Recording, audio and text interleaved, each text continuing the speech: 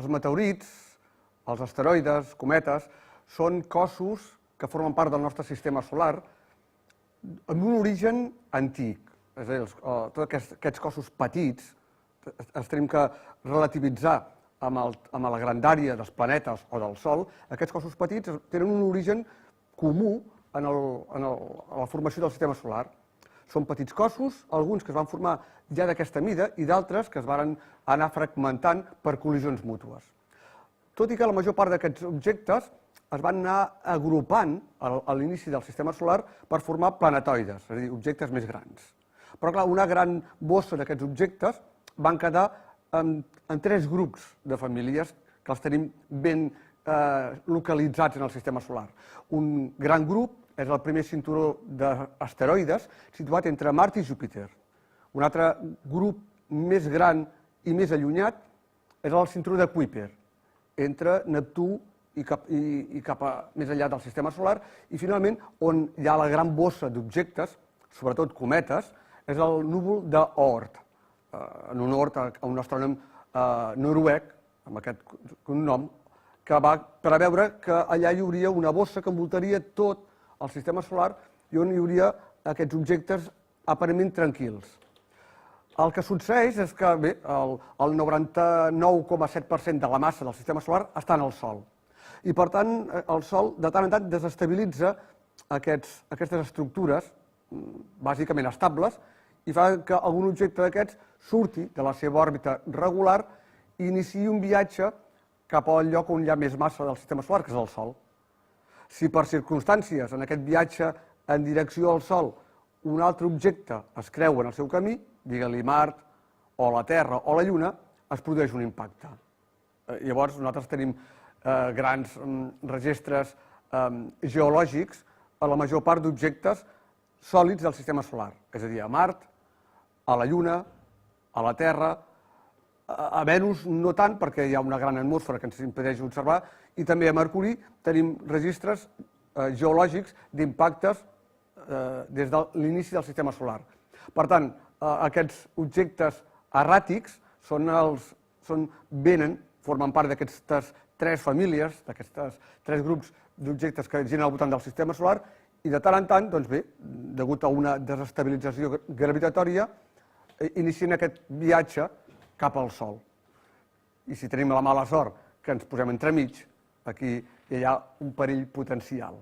També hi ha meteorits més petits que es formen més de tant en tant i que es formen com a conseqüència sobretot del pas d'un cometa. Nosaltres anomenem generalment meteorits a tot el que veiem que es mou i que fa llum. Popularment també s'anomenen estrelles fugaces. Les llàgrimes de Sant Llorenç són les més conegudes perquè succeeixen al mes d'agost. Aquests petits objectes, aquests sí que es formen per al pas d'un cometa a prop del Sol.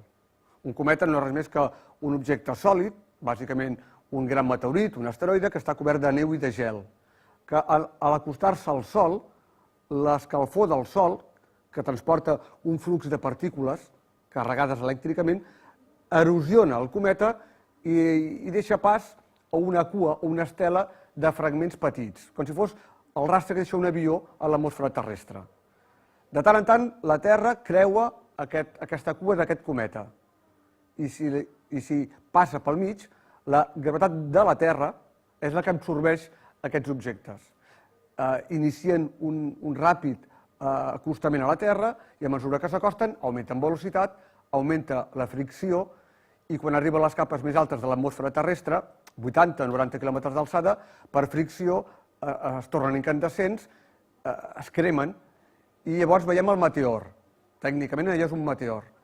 Si el meteorit és prou gran com per travessar tota l'atmosfera de la Terra, cau a terra, i allò que cau a terra, allò pròpiament és el meteorit.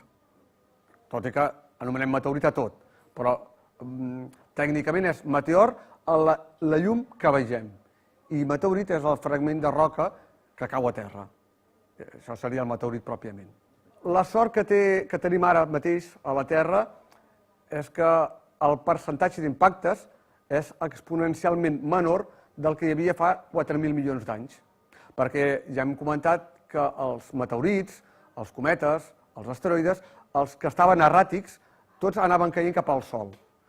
No se'n formen de nous, a no ser que es desestabilitzi aquella família on estan tranquil·lament girant al voltant del Sol. Per tant, cada vegada hi ha menys objectes errants o erràtics que puguin caure a la Terra. No per això es deixa d'estudiar aquesta família d'objectes potencialment perillosos. I per aquest motiu, la NASA, en col·laboració amb altres observatoris d'arreu del món, té un programa d'observació d'objectes erràtics, per la qual cosa hi ha desenes d'observatoris automatitzats que cada nit, d'una manera robotitzada, fan una fotografia d'una regió del cel. I aquesta fotografia la comparen amb la de la nit anterior. I quan en les dues fotografies que es comparen hi ha un objecte que no hi era la nit anterior, salta una alarma. Normalment són objectes que no estaven al catàleg. Moltes vegades pot ser el pas d'un avió o pot ser un pas d'un meteorit, però quan aquell objecte no és cap d'aquests que poden ser ja controlats, salta una alarma en un observatori on hi ha persones. I aquelles coordenades es controlen amb telescopis més grans per tal de preveure que aquest objecte no sigui perillós. Per aquest motiu, el NEO, que és aquesta agència de la NASA, Near Earth Objects, objectes propers a la Terra, doncs té una classificació i els mesura amb una escala de perillositat. De la mateixa manera que quan hi ha un terratrèmol es pot quantificar la seva potència i fins i tot la seva destrucció, amb l'escala Mercalli, amb l'escala Richter, amb aquests objectes també es classifiquen per perillositat. De manera que això va de l'escala 0 a la 10. 0 és un objecte sense cap perill, 1 ja salten alarmes.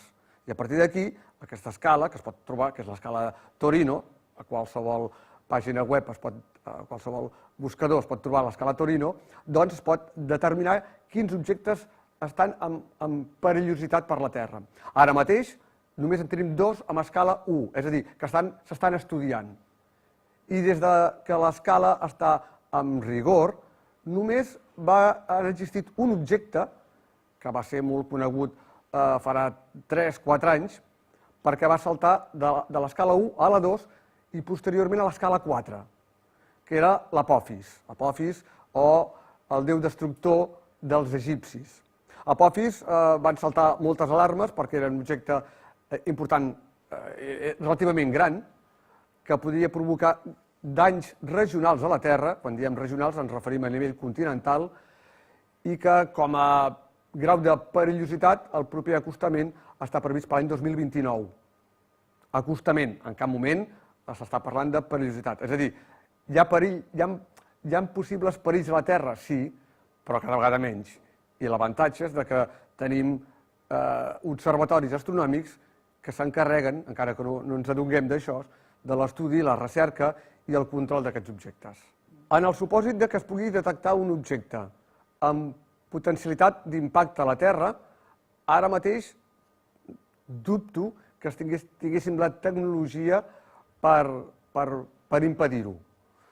Clar, tot depèn de dues coses. Primer, depèn de la seva massa i, sobretot, que va relacionada de la seva velocitat. Clar, no és el mateix un objecte que pesi 1 quilo que caigui a 1 metre de distància que aquest mateix objecte que vingui de 30 milions de quilòmetres. La seva velocitat inercial augmentarà. Tot i que ara mateix crec que és difícil, seria difícil tecnològicament destruir aquest objecte o desviar-lo, que seria l'altra opció, ja s'han fet passos. I per aquest motiu els americans, amb això van al davant de moment, el 4 de juliol, data de la festivitat del poble americà, el 4 de juliol del 2005, van fer impactar un objecte, la sonda Deep Impact, sobre el cometa Tempel 1, un cometa periòdic, del qual coneixíem molt bé les seves coordenades, el seu pas periòdic al voltant de la Terra i, per tant, com si fos llançar una bala a 50 milions de quilòmetres, es va impactar, això és això és una obra d'enginyeria de la NASA, vull dir que un es té que treure el barret, quan veu aquestes coses, doncs van aconseguir impactar un objecte metàl·lic de 375 quilos de pes, bàsicament de coure, perquè d'aquesta manera l'explosió que va provocar, la llum que es va poder analitzar, al saber que estava fet el nostre impactador, es va poder saber també la composició química del Tempel 1. Hi havia diferents versions per pensar si els cometes, en aquest cas el Tempel 1, seria un objecte que aquest impacte, equivalent aproximadament a 5 milions de tones de TNT, una petita bomba nuclear, molt petita, doncs si aquest impacte produiria algun desperfecte, si provocaria algun cràter molt gran, si aquest impacte, aquest objecte, travessés el mateix objecte, fins i tot s'especulava que el Tempel 1 seria com una esponja, o com un tros de mantequilla, és a dir, que el pogués travessar. O tercer, que el pogués desviar. Hi havia aquestes tres opcions, grans impactes, que el travessés l'objecte o que el desviés. No es va desviar, no el van travessar i el cràter que es va produir tan sols va provocar un cràter de 100 metres de diàmetre, per la qual cosa es va veure que caldrien grans bombes, diguem-ne, termonuclears, per, si hagués hagut el cas, desviar aquest objecte o destruir-lo, cosa que no es va provocar. La pel·lícula, en fi, és una pel·lícula de ciència-ficció, és una pel·lícula èpica, en el sentit que uns astronautes, que no ho són, que se'ls prepara en 3 setmanes, doncs tenen que salvar la Terra. I, per tant, té aquest grau d'èpic el fet que uns valents arrisquen la seva vida per destruir, en aquest cas, el que s'intenta és destruir, trencar a trossets, un asteroide. La pel·lícula, doncs, té aquests trets de ciència-ficció, en la qual, més que ciència, hi ha ficció. És una pel·lícula interessant, crec jo, perquè pot obrir el debat, pot fer-nos adonar que aquest perill potencialment és real.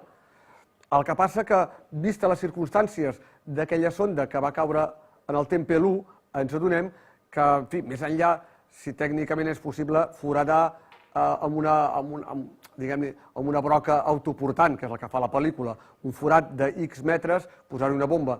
Això entra molt al camp de l'especulació, perquè el problema que existeix és que hi ha molts tipus diferents d'asteroides, amb diferents densitats. No és el mateix un asteroide rocós que un que sigui compost de ferro, que són la majoria. I, per tant, la densitat d'un objecte no és el mateix d'un cometa, en la qual és una roca lleugera, coberta de gel, o un asteroide de ferro. Per tant, la pel·lícula, a diferència d'altres pel·lícules de ciència-ficció en la qual el guió ha estat escrit per científics de la talla d'Arthur Clarke, d'Asimov, podríem parlar de pel·lícules tipus Contact o tipus 2001, una odissea a l'espai, en la qual hi ha una base física al seu darrere. Aquesta probablement no la té, però és una pel·lícula que, bé, per mi, és una opinió molt personal, de poc valor artístic, crec que és una pel·lícula per mirar, que ens farà una miqueta obrir la reflexió d'això, que sempre tenim aquesta espasa de Damocles sobre els nostres caps. Clar, jo la pel·lícula ja l'he vista, no sé, 2 o 3 vegades, perquè, curiosament, a mi aquestes pel·lícules m'atrauen. I, clar, hi ha escenes que són difícils d'entendre, com l'agència espacial, el Shuttle, el Columbia, aterren en una superfície que dona la sensació, a moments que és un asteroide, i hi ha moments que dona la sensació que és un cometa. Un asteroide, bàsicament, són objectes rocosos plens de pols. Mentre que aquí, tot i que sembla un asteroide, està ple de gel. Llavors, clar, al moment de l'impacte, allò que trenquen grans fragments de gel i els coets pràcticament no perden la seva estancaïtat, són moments, diguem-li, crítics d'entendre. El moment de la sublimació del gel amb gas és molt ràpid. Tinguem en compte que la sublimació del gel de la superfície d'un cometa amb gas es produeix quan s'acosten al Sol. A l'alçada de la Terra és una sublimació molt ràpida. Convertir un sòlid en gas en les seqüències de la pel·lícula passa molt ràpid. Però clar, jo tampoc no... Però això li dona l'espectacularitat, li dona l'emoció. Sense tot això, la pel·lícula no tindria aquest grau d'èpic, no? I finalment, doncs, l'explosió, el trencament d'aquest asteroide cometa es produeix amb una bomba d'una potència determinada. Evidentment que això crec que ara mateix és difícil de preveure quina seria la potència necessària per destruir aquest objecte. Però la pel·lícula crec que jo recomano que tothom la miri, evidentment.